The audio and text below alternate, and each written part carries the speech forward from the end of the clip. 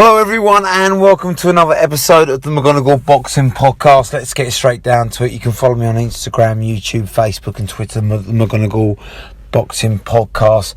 Absolutely disgusting. I know I'm not the only one.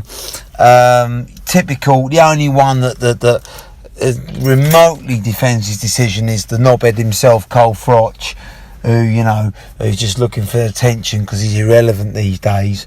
And getting worse as a pundit, but screw him, because the bottom line is the rest of the boxing world with any common sense knows that Jack Catterall was robbed with a capital R tonight in Glasgow. Now, like many, I've got no dog in this fight. I've got no bone to pick. Just watching it as a neutral. To be honest with you, I predicted Taylor was going to get him out there within 5 rounds. So, it didn't bother me either way, really, who won. I just wanted a good fight, competitive fight. And, as it wore on, Catterall was overwhelming Taylor with his timing. It reminded me much of the Brook Calm where, Catterall was just timing Taylor. He's being first to the punch. And Taylor grew more and more frustrated, and yes, he came on strong in the last couple of rounds. I had him winning 9 and 10, and there's an argument for him winning the last round 12, but definitely Catterall won 11, and there's a big argument that he won 12. But the bottom line is, Catterall dominated the early round. He floored Taylor in round 8. Beat him to a bloody pulp.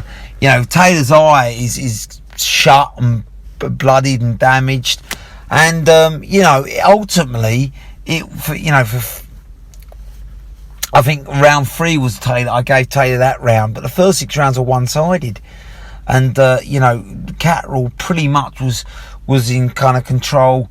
In the second half, not really under any major threat, and of course Taylor's always going to throw caution to the wind and just go for it. So he was always likely to win 1 or 2 rounds in the last couple, which he did do, to be fair. But how you can score that 114, 111, Josh Taylor, is beyond me. I just feel sick. I mean, Catterall's put his heart and soul into that fight. He's put his body on the line. It was a rough and tough fight, as expected. I mean, Taylor was disgraceful how he, after round 6 or 7, he growing desperate, realising he couldn't live with Catterall as a boxer, started throwing the roughhouse tactics, the dirty tactics, and the referee should have been far more on that, rather than, blaming Catterall. Catterall was just going to determine not to be bullied. He was just giving what he got back, and I totally commend him for that. Taylor was leading with the elbow, the shoulder. He's kind of a Conor McGregor in the clinch with the shoulder. He was leading with his head. He rugby tackled Catterall to the ground once, constant holding, leaning on him, and Catterall was just defending himself. And the referee deducts Catterall a point. It's disgusting. And then, of course, Taylor punches Catterall at the end of the round, in round 11, and that's the only time he gets deducted a point. Yet he still wins. It's disgusting. I mean, Catterall was jabbing beautifully, and Taylor, that's what I'm saying. I didn't think it was a good mix, him going to Ben Davison. Now, I don't want to start jumping on the Ben Davison, boxer-size trainer. He's an idiot. He's overrated. Because let's face it, he has, had some impressive wins lately, especially with the Zucan fight, which was a very, very good performance. But you have to recognise, and this is Ben Davison's biggest weakness, for some sort of fighters he's excellent with, like Lee McGregor as well, but and obviously Lee Wood beating Zucan. They are slick boxers who aren't heavy punchers, who aren't full on aggression, so they're gonna go well with Ben Davison, who's very safety first, very cautious. Like a Devin Haney will go well with Ben Davison, a very thoughtful, safety first fighter. But what Davison can't do is he can't adapt his methods. Josh Taylor is not a safety first fighter. He's not a back foot fighter. He's not a slickster. He's an aggressive, full out, intimidate you, rough you up, front foot fighter. And ultimately what happened, the last couple of rounds, he would revert back to type. He almost threw the Ben Davison coaching menu out the window. And that's when he started getting success. But before that, he looked stuck between two styles. Like, do I box like Ben Davison is asking me to encounter, or do I, pressure fight, which brought me so much success under Shane McGuigan? And that's the big difference, you see. Shane McGuigan can adapt his style to the fighter he's training. I don't think Ben Davison does that. And Freddie Roach was screaming at him in the Fury fight. Put it on Wilder. Yet Davison couldn't see that. He couldn't tell Fury to be more aggressive, and this is why eventually Fury left him, and this is what he can't adapt. He's very stuck and rigid in his techniques, whereas McGuigan, if you look at the way he trains Coley, for instance, that's far different to how he trains Fowler or how he used to train Taylor himself. So I'm not sure it's a good mix, a good fit. I mean, obviously, Taylor's always going to have a good engine. That's one thing you have to credit to him. And he's always got heart and will. But he got outboxed tonight. He was rushing in straight lines. He got more and more desperate.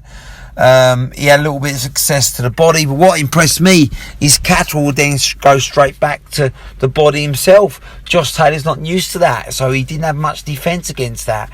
And then the uppercut coming in as well from Catterall caught Taylor, and obviously that's the shot that floored him as well. So, Taylor got exposed tonight. He showed that he's not used to certain punches coming his way. Someone standing up to him, putting on him. I'd like to see Catterall a little bit more busy down the home straight, but like I say, the first 6-7 rounds were his. He really stood up to Taylor, and he wasn't going to be bullied or roughhoused, and I give him full credit for that. It's just heartbreaking. Obviously, Jamie Moore post-fight, Catterall's trainer, said, "Listen, this is going to deter people from boxing."